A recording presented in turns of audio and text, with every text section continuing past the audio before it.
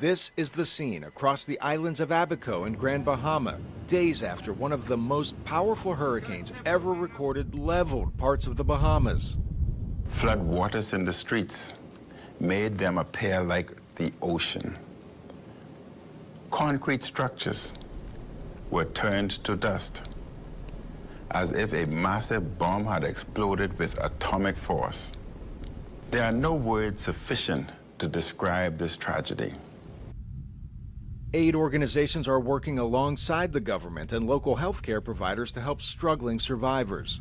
That kind of thing happens often. People run out of their medications for chronic illnesses, and it becomes an acute situation. Sue Manjicaro works for U.S.-based International Medical Corps. She and her team have been on the ground for 4 days.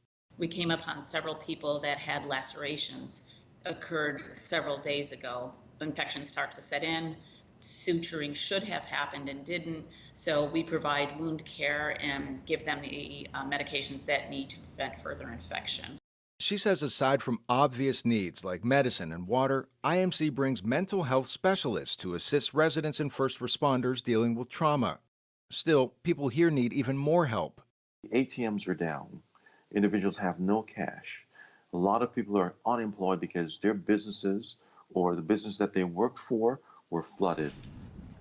Major Hendrik Sumter leads the Salvation Army in Grand Bahama.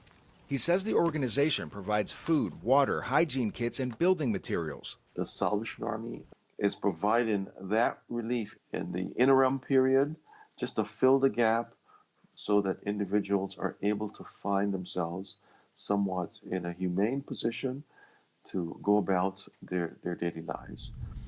Tourism has been a major driver of the economy here. Aid workers say it is gone for the foreseeable future. They've lost not only their homes, they've lost their businesses, and they're saying this one is going to take years and years and years to recover from, if ever. A lot of hopelessness out there, but that being said, you're also seeing people going back and the opposite, which is hope in that we'll recover from this somehow. The U.S. Coast Guard helped airlift residents off islands hardest hit to islands relatively unscathed.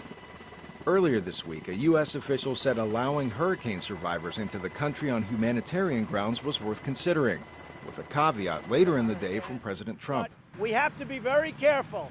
Everybody needs totally proper documentation. I don't want to allow people that weren't supposed to be in the Bahamas to come into the United States, including some very bad people and some very bad gang members and some very, very bad drug dealers.